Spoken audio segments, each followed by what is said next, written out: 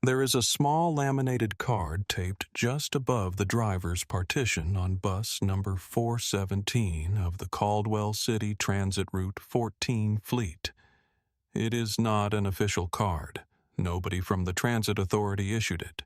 Nobody stamped it with an agency seal or signed it at the bottom or filed a form about it. Roosevelt James Mackey made it himself on a Tuesday evening in his kitchen using a piece of white cardstock he had trimmed to the right size with a pair of scissors, a black marker with a medium tip, and the laminating pouch he kept in the drawer beside the refrigerator, the one his daughter had left behind when she moved out 3 years ago. He pressed the pouch smooth with the heel of his hand until there were no air bubbles left anywhere in it. He peeled the backing.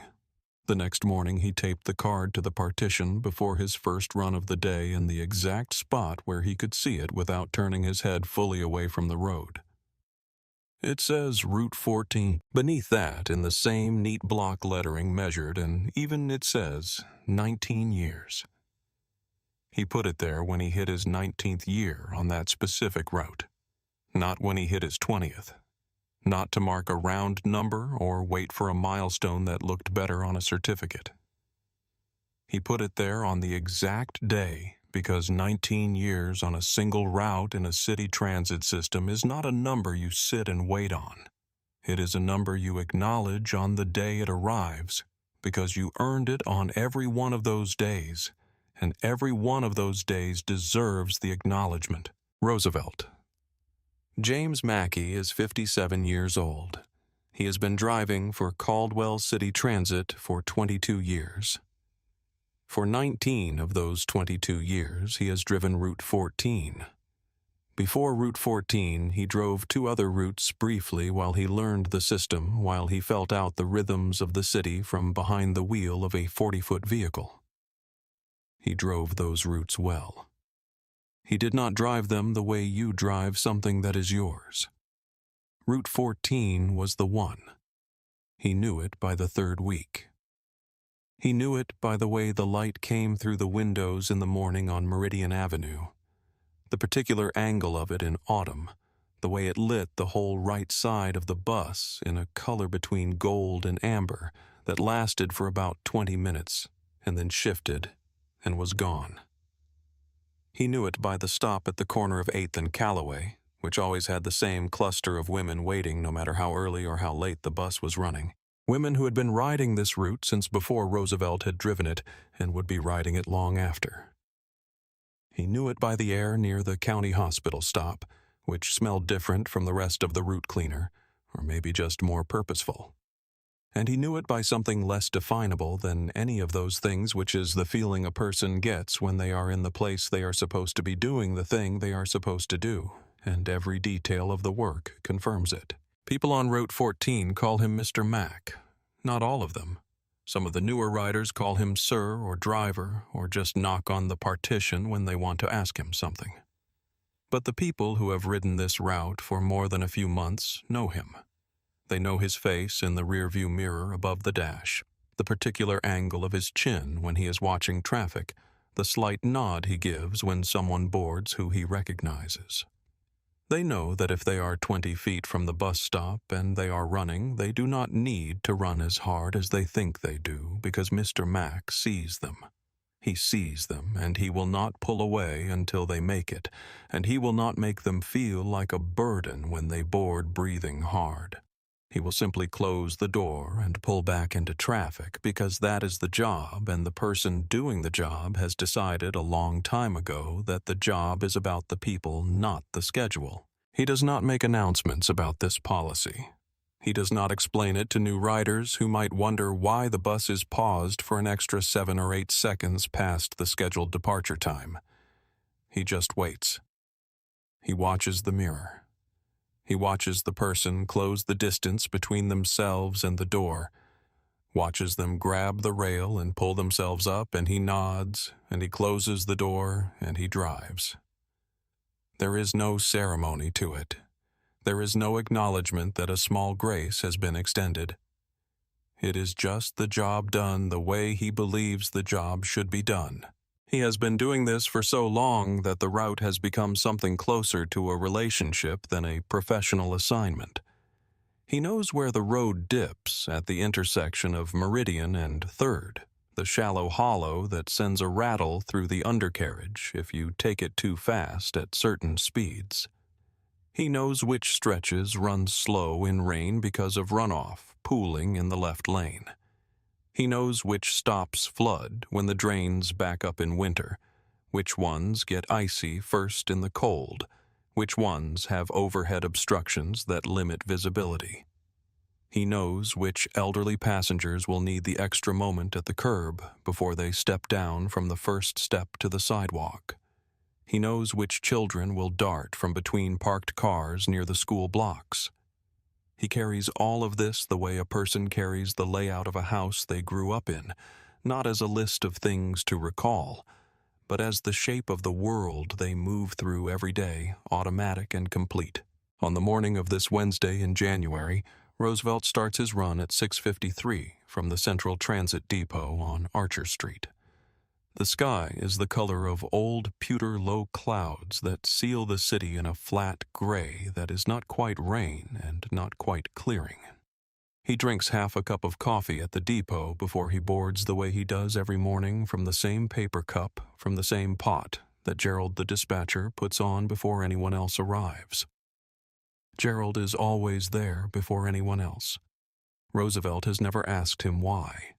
It is simply a fact of mornings at Archer Street, like the particular smell of the depot metal and oil and the faint sweetness of exhaust that you stop noticing after a while.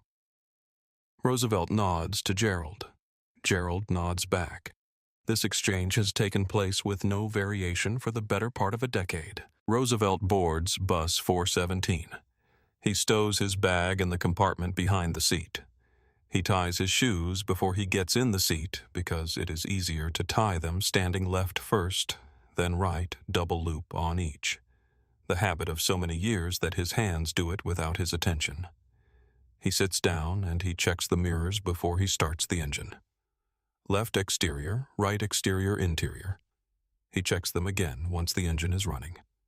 He does this not because he was told to during training, but because 22 years of doing this work has confirmed to him that the mirrors are where all the information lives that a driver who trusts his mirrors is a driver who trusts the road. He releases the brake. He pulls out of the depot bay. He has driven this bus before 417 is one of the 6 vehicles he rotates through, and he knows its particular tendencies.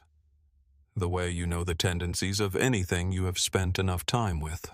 His first stops are quiet. A woman in a gray coat at the depot stop collar up against the cold who boards without looking at anyone. 2 men in work boots at the first corner carrying coffee cups of their own. A teenager with a backpack who is still 20 feet from the stop when Roosevelt pulls up, and who runs the last stretch and gets on breathing hard, and who sits in the 4th seat on the right without saying a word and puts his headphones on before the bus is even moving. Roosevelt knows this teenager by sight. He has seen him every morning for the better part of the school year. He does not know his name. He has heard someone call out to the boy once. Loretta, who sits near the front, called out, "Hey, Marcus," once when the boy was about to miss his stop. And so Roosevelt knows his name is Marcus, though he has never used it. Marcus is 16, maybe 17, the kind of tired that comes from waking up earlier than the body wants to be awake. From riding a bus in the cold and gray to get somewhere that is demanding something from you before you have had time to fully become yourself for the day. Roosevelt knows this tired. He was this tired once. He does not forget what it felt like. By 7:23, the bus is carrying 24 passengers. The seats are filling the sounds of a loaded bus settling in around him, the rustle of coats, the low conversations of people who are awake enough to talk the occasional phone call conducted in the kind of half-whisper that acknowledges there are other people nearby. By the time Roosevelt turns onto Meridian Avenue from the connecting street at 7:38, he has picked up 7 more riders at 4 stops, and the bus is now carrying 31 passengers. It is a full load for this hour on a Wednesday. The seats are nearly all occupied. 2 people stand at the front rail.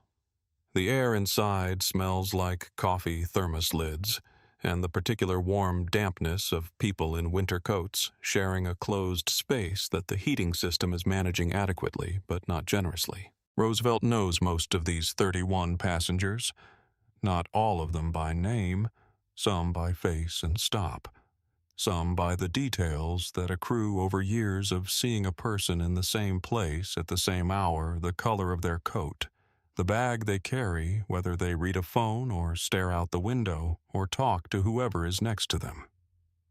Loretta Sims sits in the second row on the left, which is where she always sits.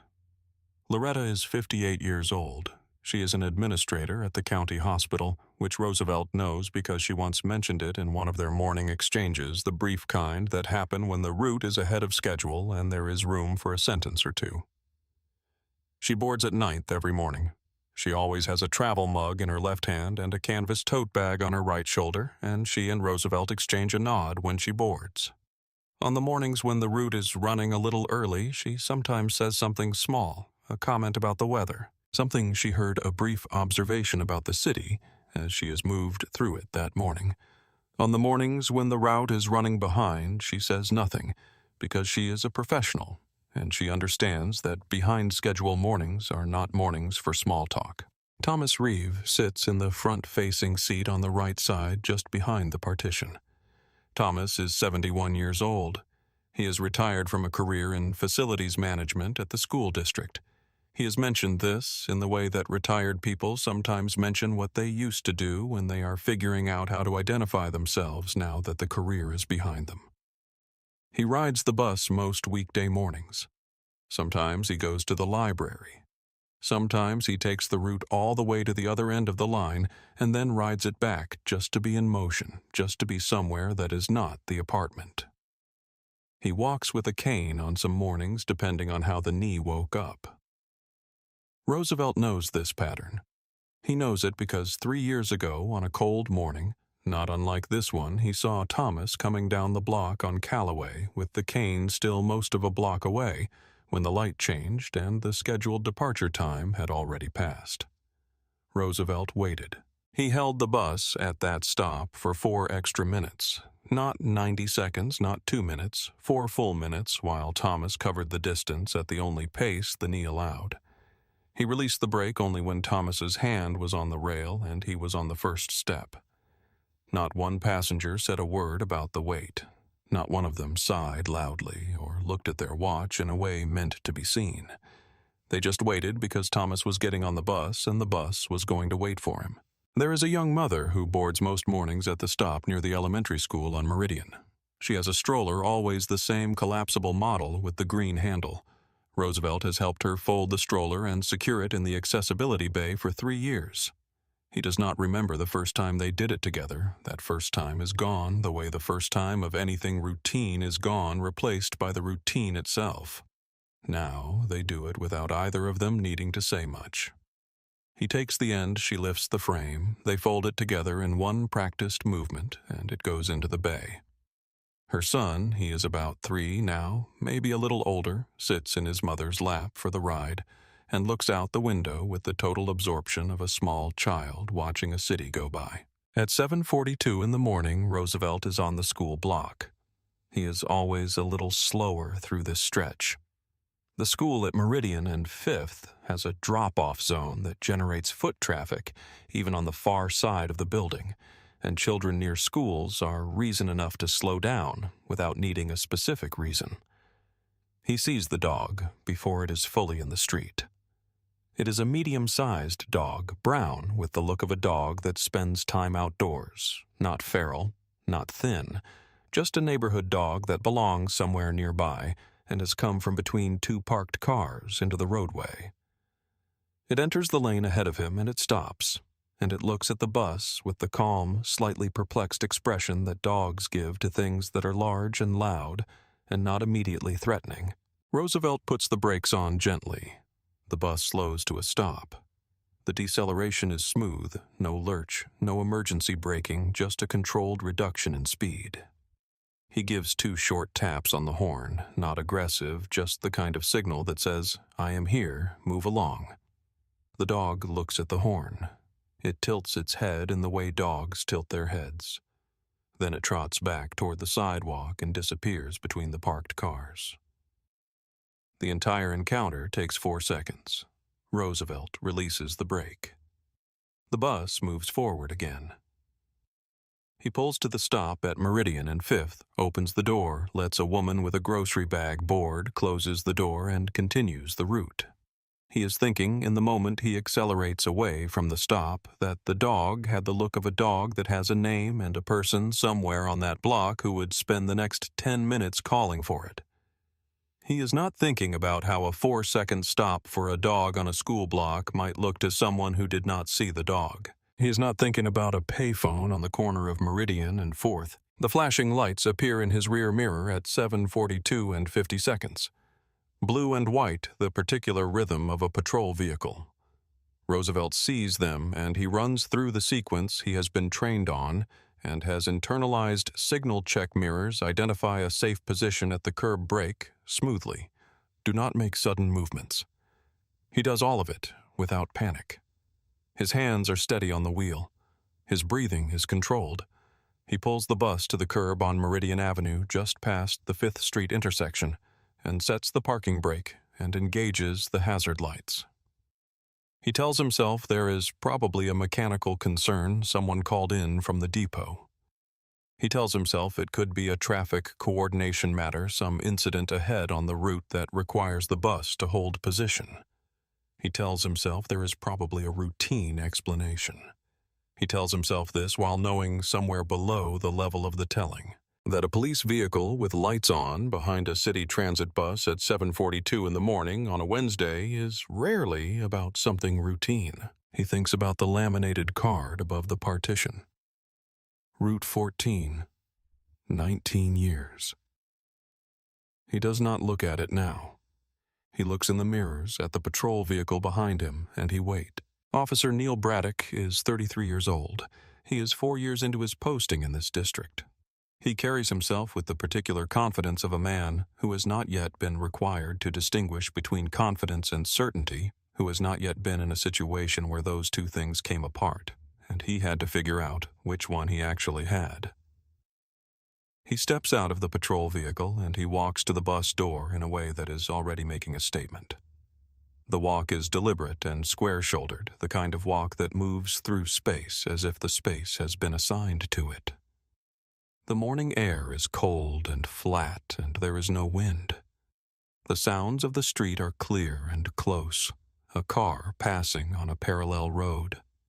The hiss of air brakes from a truck somewhere behind the buildings, a fragment of someone's music from an upper-floor window. Roosevelt opens the bus door. He says, "Good morning."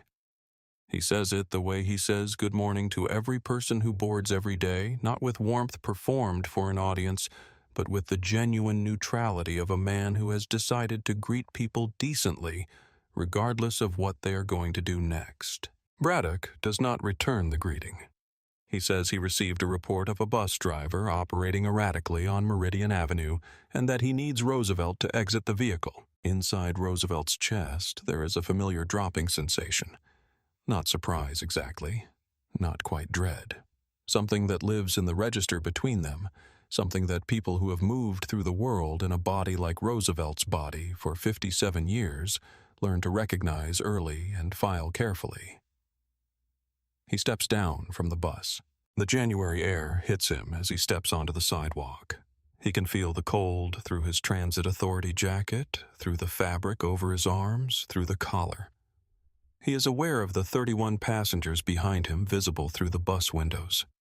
Their faces turned toward the door, toward the sidewalk, toward him and Braddock, and this conversation that is now happening outside the bus in the open air where everyone can hear it. He is aware of Loretta in the second row.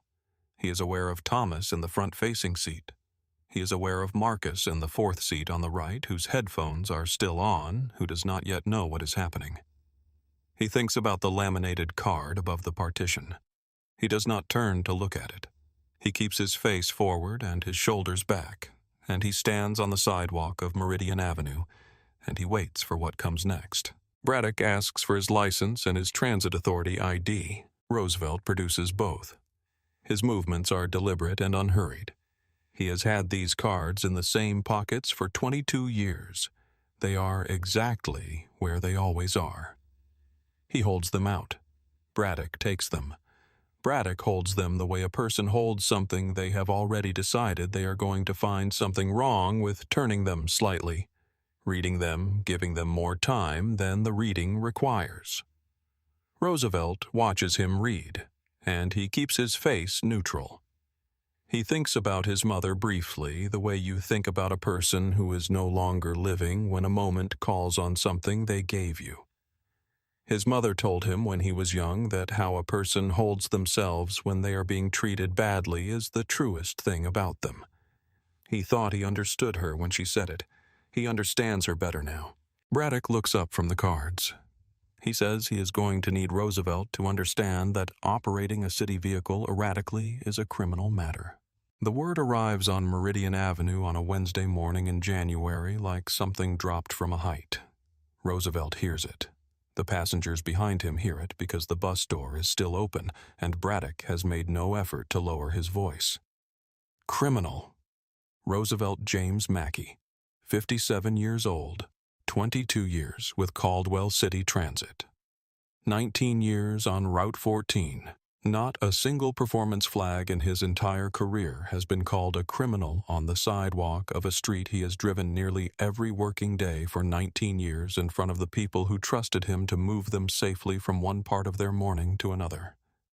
He hears the words settle into the air, and he does not move, and he does not raise his voice, and he does not step forward. He stands exactly where he is. He breathes once. He keeps his mother's instruction inside him like a spine. He tells Braddock clearly and without heat that there was no erratic operation.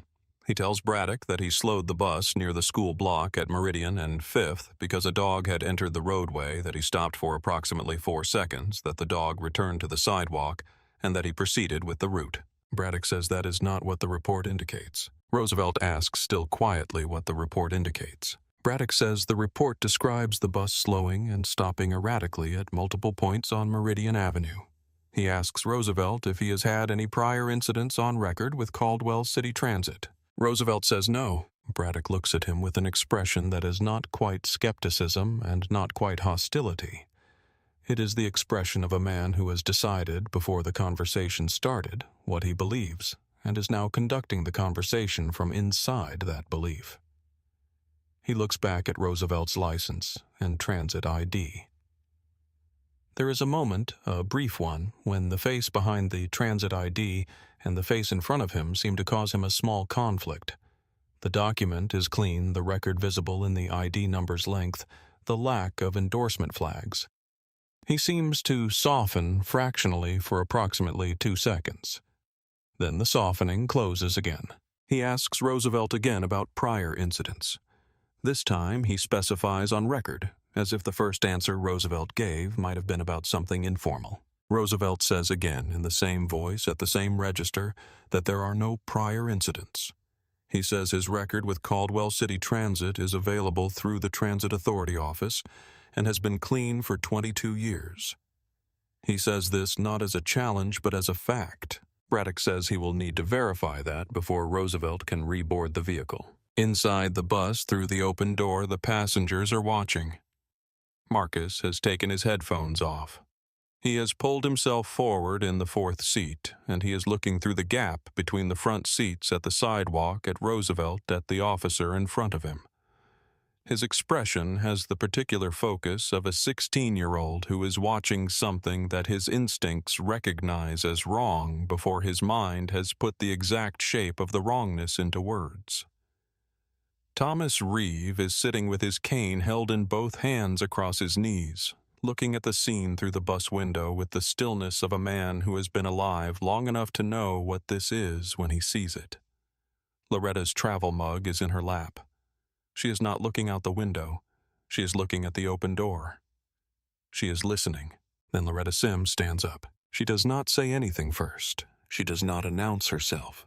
She simply stands in the second row on the left side of the bus, which in a parked bus with an open door in front of a conversation happening on the sidewalk is not a neutral act.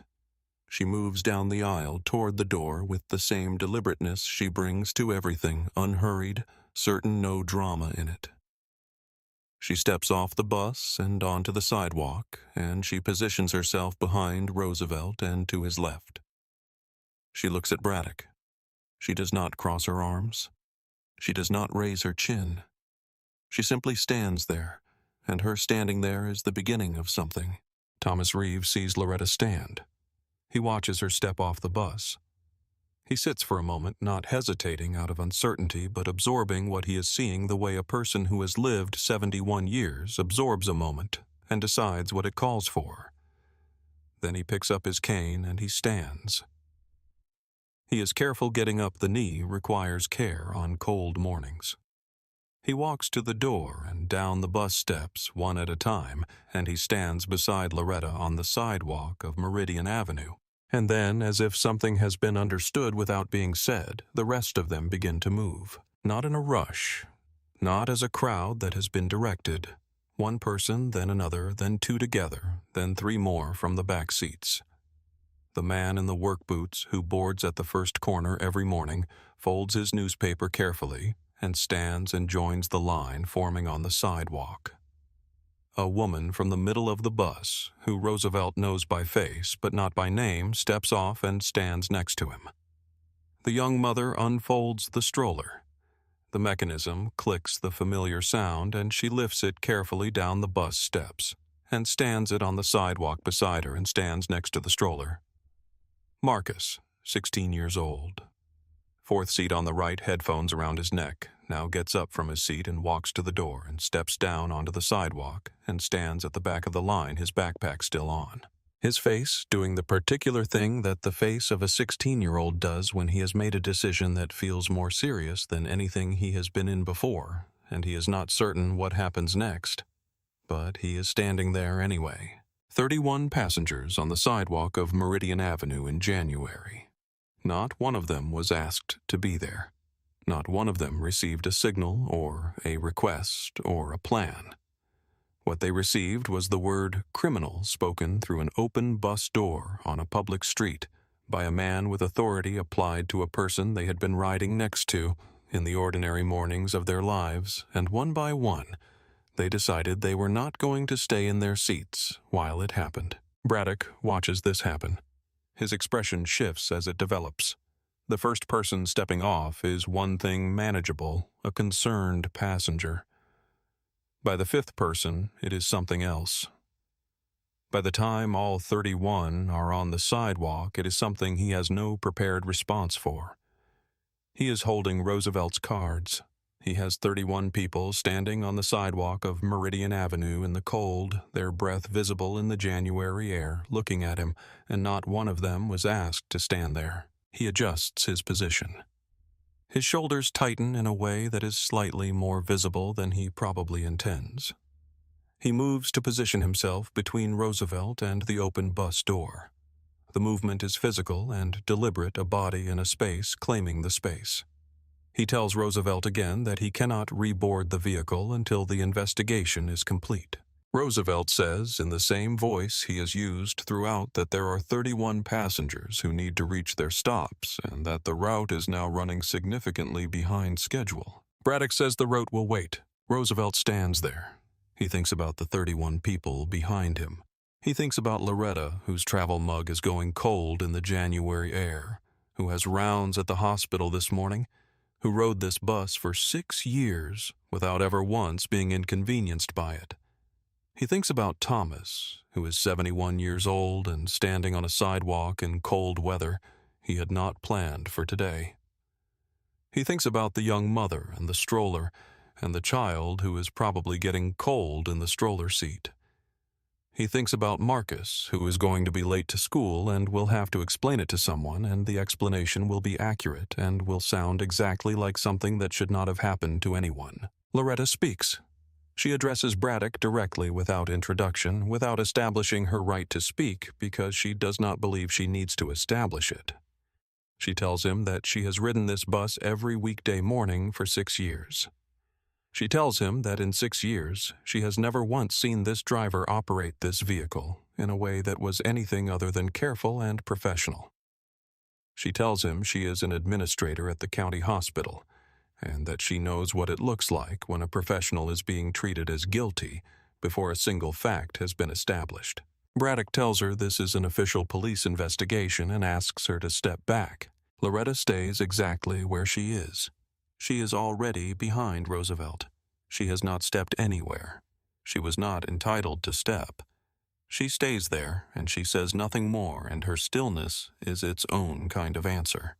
Thomas speaks next.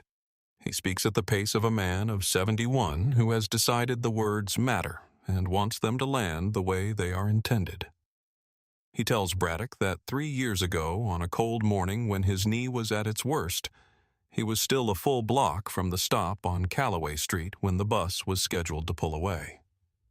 He was walking with the cane. He was going as fast as the knee allowed.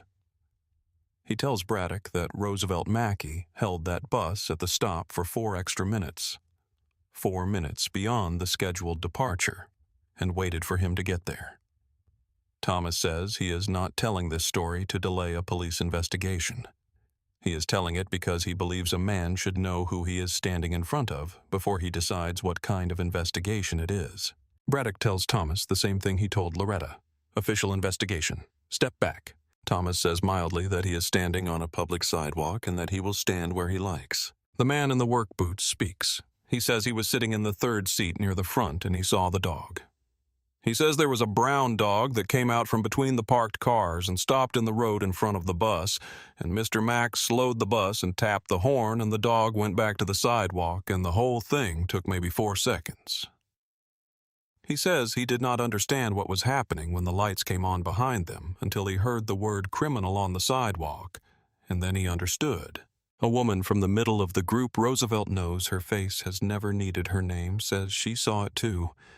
She says she could see the dog from where she was sitting through the right side windows, and it was a brown dog, a medium-sized one, and it trotted back to the sidewalk as soon as the horn sounded. She says she did not notice the stop as notable in any way because it was obviously the right thing to do. Marcus has not spoken. He is standing at the back of the group in his school coat with his backpack on and his headphones around his neck, and he is looking at the space between Braddock and Roosevelt, and he is very still in the way that a young person is still when they are deciding where they are inside a moment they have not been in before. He does not speak. But he is there. He is 16 years old, and he is standing on a sidewalk in January instead of sitting in his warm seat with his music on, and whatever he will carry from this morning into the rest of his life, he is already deciding the shape of it by the fact that he is standing there. Braddock takes Roosevelt's cards to his patrol vehicle. He sits inside for 3 minutes. Roosevelt can see the shape of him through the patrol vehicle window, the angle of his head as he works the radio or the data terminal. Roosevelt stands on the sidewalk in the cold, and he does not fidget and he does not move toward the bus. The 31 people behind him stand in the cold, too. No one goes back to the bus. Loretta wraps both hands around her travel mug. Thomas shifts his weight off the bad knee slightly. The young mother adjusts the blanket on the stroller. Marcus looks up at the sky, which is still the flat, pewter gray it has been all morning, and then he looks back at the sidewalk near his feet. Braddock returns. He gives Roosevelt his cards back. His manner has not changed. He tells Roosevelt that the report he received describes erratic operation at multiple points along the route, and that until the matter is formally reviewed by his sergeant, he is unable to clear Roosevelt to continue. He says this with the particular formality of a man who knows he is on a sidewalk in front of a lot of people and is trying to locate himself inside the protocols of his role rather than inside the logic of what is in front of him. Roosevelt asks how long that will take. Braddock says he cannot say. Roosevelt stands there. He thinks there is a camera on this bus. There has been an interior camera on every bus in the Caldwell City Transit fleet for 7 years. It captures continuous footage and continuous data, timestamp speed break events, route deviation, mid-route stops. He knows this because he was briefed on it when the cameras were installed, because he reads the operational updates, because he is a professional who pays attention to how his vehicle works. He knows that the camera has been running since 6:53 this morning. He knows that the stop at Meridian and 5th is in the log. He knows that the log will have classified it. He knows that stopping mid-route triggers an automatic flag to dispatch. He thinks about all of this, and he says nothing. He files it carefully where it will be available to him when it is needed. When Braddock reaches out and puts his hand on Roosevelt's arm, it happens in the moment Roosevelt turns slightly to check on the passengers behind him. He is turning his head to look at Loretta and Thomas and the line of people who have been standing in the cold for him to make sure everyone is all right, and Braddock's hand comes out and closes around his upper arm. Not hard, not the grip of an arrest, but a hand saying, "Stay where I put you," which is something a hand should not say to a person who has not done anything. Roosevelt feels it. He registers every aspect of it. He turns his face back toward Braddock slowly and completely, and he is absolutely, entirely still. He does not pull away. He does not react with his body. He waits, because in 22 years of doing this work of moving through a city in a body that is his body, he has learned with precision that the moment when someone with authority puts a hand on you without justification is exactly the moment when everything you do or say will be weighed, and he will not give this man anything to weigh that is not the truth. Braddock removes his hand after a moment that is long enough to be noticed by everyone watching from the sidewalk. He says again for what is now the third time that Roosevelt cannot reboard until the investigation is cleared. Roosevelt says he understands. He does not truly understand the logic of this. He does not understand how one anonymous call from a payphone with no second report, no dash cam, no corroborating witness, no physical evidence of anything constitutes sufficient grounds to detain a driver with a 22-year clean record on a public street in front of the passengers who depend on him. He does not understand how the word criminal applies to a 4-second stop for a dog on a school block at 7:42 in the morning. He does not understand in a deeper sense how the years add up to nothing in the moment someone with authority decides they add up to nothing. But understanding is not what this moment requires. What this moment requires is that he remain exactly who he is. He is the man whose mother told him that how you hold yourself when you are being treated badly is the truest thing about you. He holds himself straight. He breathes the cold air. He waits. Winifred Garland is 49 years old. She has worked for Caldwell City Transit for 23 years. She has been dispatch supervisor for 11 of those years, which means she has seen almost everything that can happen to a bus on a city route during those 11 years. She has seen mechanical failures, passenger medical emergencies, route blockages, weather events, the full range of things that send a bus off its expected track. She has a system for each category. She is not a person who responds to unexpected data with anything other than directed movement toward the data's source. At 7:44 and 8 seconds, the automatic flag for bus 417 appears in her system. She reads it. The flag indicates a mid-route stop on Meridian Avenue, duration already past 90 seconds. She pulls the camera log for 417. She reads it from the beginning of the run, 6:53 depot departure speed nominal. The entire log is clean until the stop at Meridian and 5th at 7:42 and 14 seconds, where the log shows speed reduction to 0, 4-second duration classification code, OA-A, obstacle avoidance animal. She reads this. She reads the current status, which shows the bus still stopped on Meridian Avenue, now past 2.5 minutes into the stop. She does not speculate about what is happening out there. She knows what is happening. 23 years in this system, 11 as supervisor, and you know.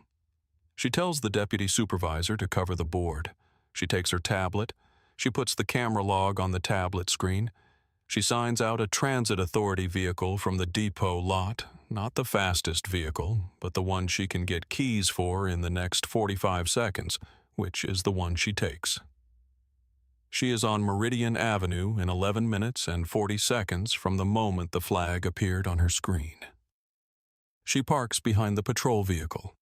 She steps out with the tablet.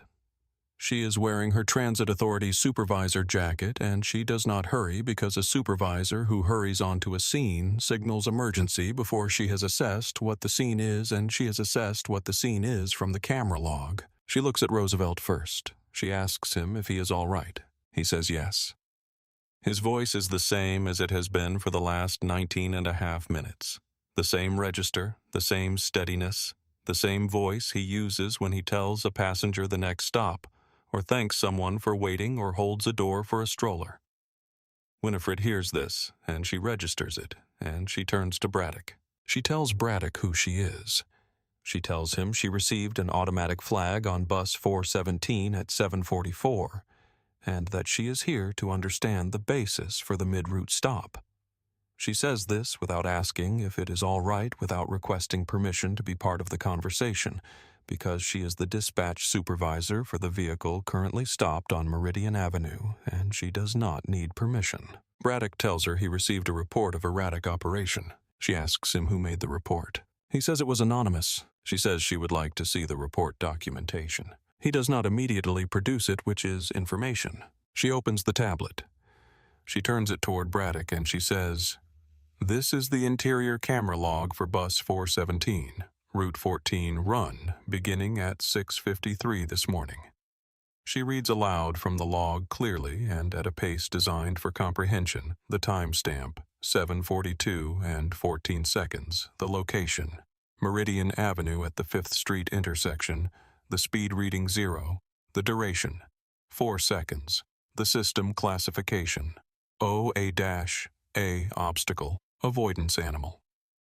She reads it the way a person reads a document they know is going to settle a question with the care that a settled question deserves. The 31 passengers on the sidewalk are listening. Loretta's expression has shifted into something that is part recognition and part relief. Thomas is looking at the tablet from his position in the line, leaning slightly forward on the cane. Marcus has taken a step forward without fully realizing it, trying to see the tablet screen from where he is standing. Braddock looks at the screen. His eyes move across the log. He scrolls down. He is looking through the data for something that corroborates his report, something that contradicts the classification, something he can use. He scrolls back up. He looks at the OA-A line again. He looks at the timestamp. He looks at the duration, 4 seconds, obstacle avoidance animal. He looks at these things and he cannot find anything that says what his report said. Winifred watches him look. She does not speak while he is looking. She waits with the patience of a person who knows exactly what is in the document and exactly what is not in it, and is waiting for the person reading it to reach the same conclusion she already has. Then she says, "Please identify for me which segment of this log indicates erratic operation of the vehicle." Braddock does not answer immediately. He looks at the screen again. He scrolls. He is looking for what is not there, and the looking makes the absence louder with every second that passes. He looks at the OA-A line. He looks at the clean speed readings on either side of it.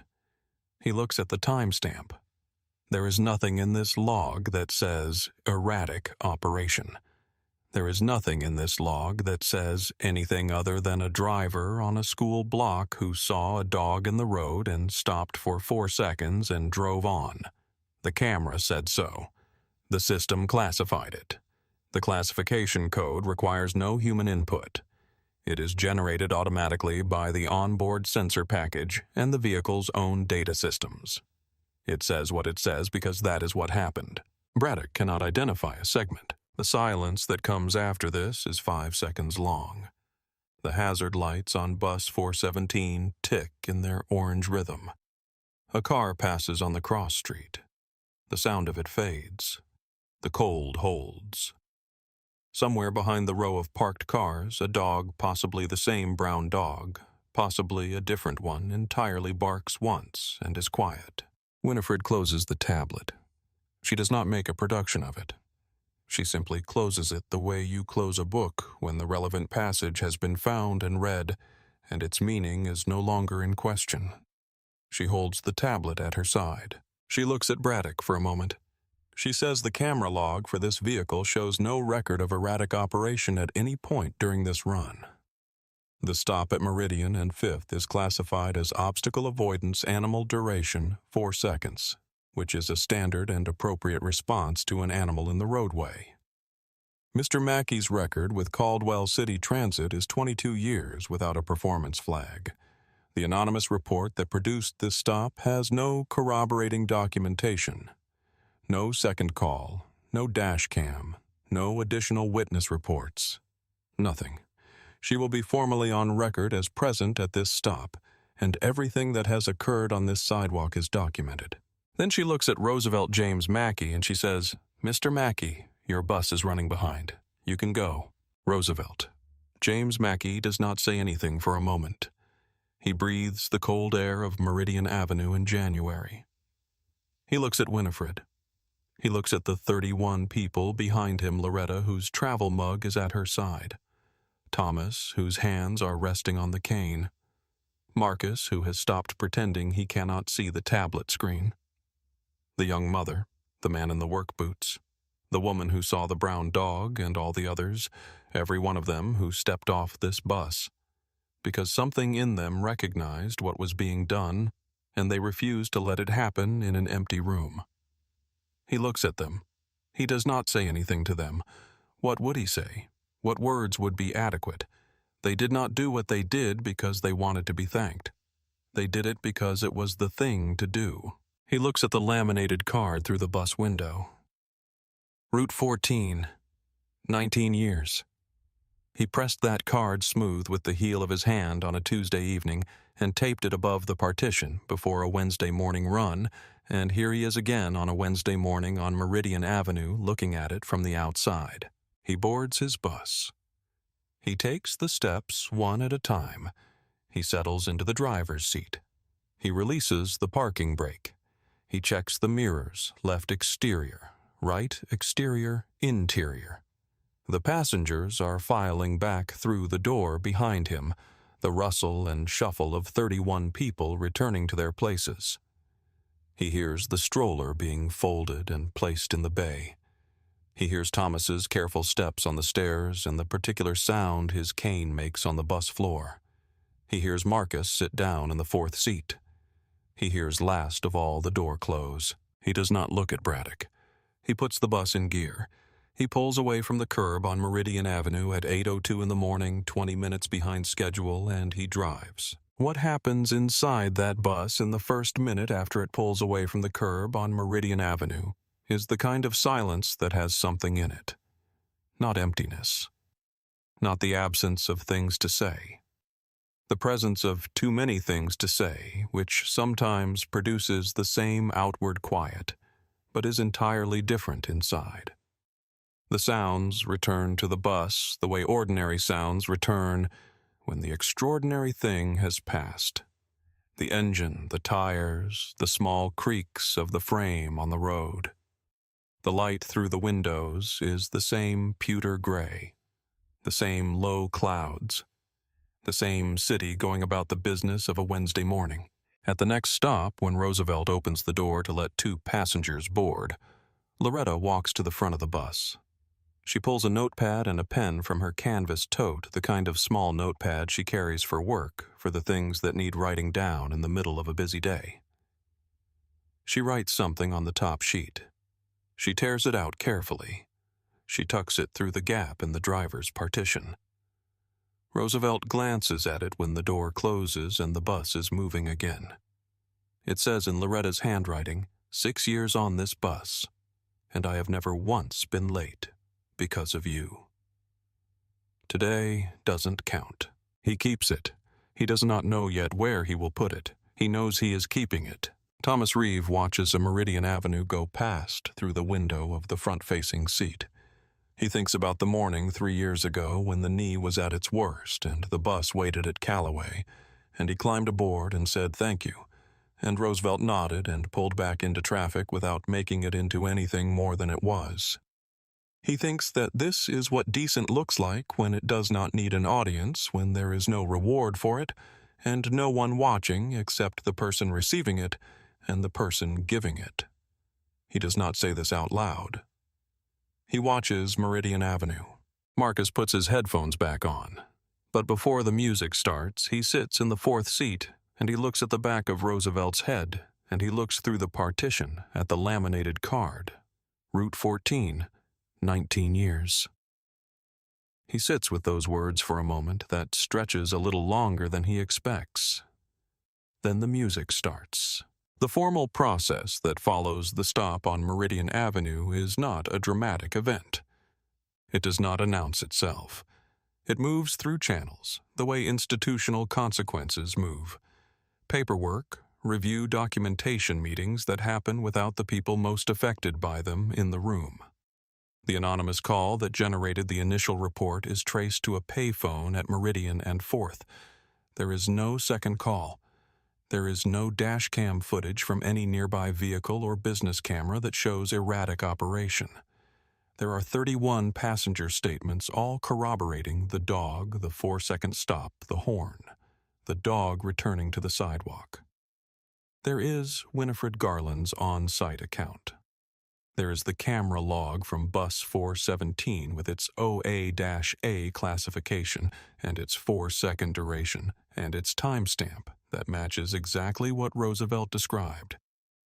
The complaint against Roosevelt Mackey is dismissed, not reduced, not held pending further information, dismissed, because there is nothing to sustain it. The camera said obstacle avoidance. The witnesses said dog.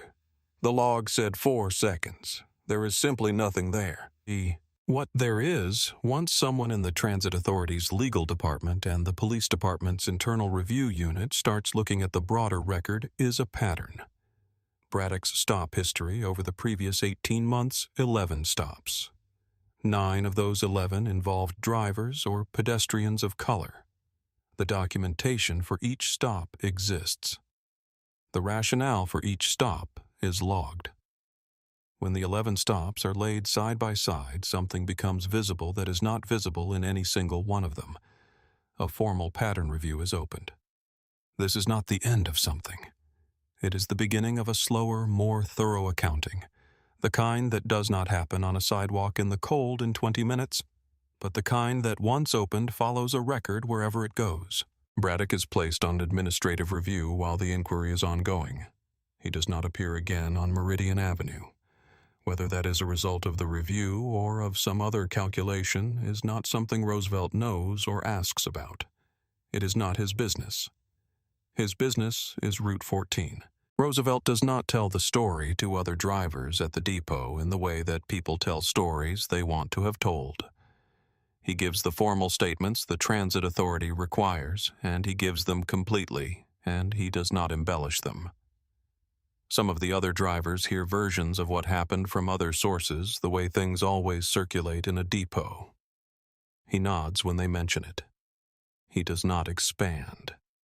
He goes home on Wednesday evening, and he makes dinner, and he reads for an hour before bed, and he ties his shoes on Thursday morning, left first, right second, double loop, and he is at the depot at 6:32, which is 21 minutes before his 6:53 departure, which is the same amount of early he is every morning, because that is who he is. He thinks about it sometimes, though. In the long, straight stretches of the route where the lights catch and you can run several blocks without stopping, he finds it coming up. He thinks about Loretta standing up first. He does not know what the thing was that made her stand in that moment, and not a moment later or a moment earlier. He knows it was not coordinated. He knows that no one sent a signal or issued a call or organized anything. It was just a woman who had ridden his bus for 6 years, watching something happen that she recognized and deciding she was going to stand up rather than sit down while it happened. He thinks about this, and he does not quite know what to do with the gratitude of it, which is very large and has nowhere obvious to go. He thinks about Thomas saying 4 extra minutes at the Calloway stop, as if Thomas had been carrying that morning in him all this time under the rest of his days available, waiting for a moment when it would mean something to say it out loud. He thinks about the fact that a small act of ordinary decency, holding a bus at a stop so an elderly man does not have to run, was something a person filed and kept for 3 years, and brought out on a cold sidewalk in January when it needed to be said. He turns this over in the quiet stretches of the route, and he is not sure what to do with it either, except to note that it happened, and that it happened because of something he did without thinking about it, as something worth keeping. He thinks about Marcus. He thinks about a 16-year-old who stepped off a warm bus onto a cold sidewalk and stood there without being asked, and without saying a word, and without knowing exactly what was going to happen next. He thinks that this is something. He thinks this is one of the most significant things that happened on that sidewalk, not because Marcus's presence changed the outcome, but because of what it means for Marcus that he did it. A person who is 16 years old and plants their feet when they see something wrong is becoming something by that act, whether they know it or not. The act is forming something inside them. Roosevelt hopes Marcus knows what he did out there. He hopes it more than he expects to. The laminated card stays above the partition. It will say 19 years for the remaining months of this year, until the 20th anniversary of his first run on Route 14 arrives, and he makes a new card. He will not throw the 19-year card away. He does not know yet where he will put it in a drawer somewhere, probably beside some other things he has kept. He will not throw it away because you do not throw away the year that ended with a Wednesday morning in January on Meridian Avenue with 31 people standing behind you in the cold, because they knew who you were. The route runs every weekday. The people board and ride and disembark at their stops. The city changes around the route the way cities change slowly enough that you do not notice it day to day, and then you notice it all at once. New buildings on Calloway, new signage at the hospital stop, new faces boarding who will in time become the familiar ones. The route is the route. It was here before Roosevelt, and it will be here after him, and for as long as he drives it, it is his to drive with care. He checks the mirrors before he starts the engine. Every morning, left-right interior, always left first, always both twice. He has been doing this for 22 years. He will not stop now. There is a small laminated card taped just above the driver's partition on bus number 417. It says Route 14. Beneath that it says 19 years. He made it himself on a Tuesday evening in his kitchen with a black marker and a laminating pouch from the drawer beside the refrigerator. He pressed it smooth with the heel of his hand. He taped it where he could see it without turning his head from the road. He put it there because 19 years on a single route in a city transit system is not a number you wait to celebrate. It is a number you acknowledge on the day it arrives, because you were there for every one of those days, and every one of those days was the job done the right way, in the only way he has ever known how to do it. He puts the bus in gear. He pulls onto Meridian Avenue. He drives. If this story stayed with you, if Loretta standing up first, or Thomas keeping that 4-minute stop in his memory for 3 years, or Marcus on the sidewalk with his headphones around his neck, landed somewhere real, please like this video and share it with someone who needs to hear it. Subscribe our channel so you do not miss the stories we tell here. And in the comments below, we want to hear from you. What would you have done if you were sitting on that bus when the word criminal came through the open door? Would you have stood up? Would you have stayed in your seat?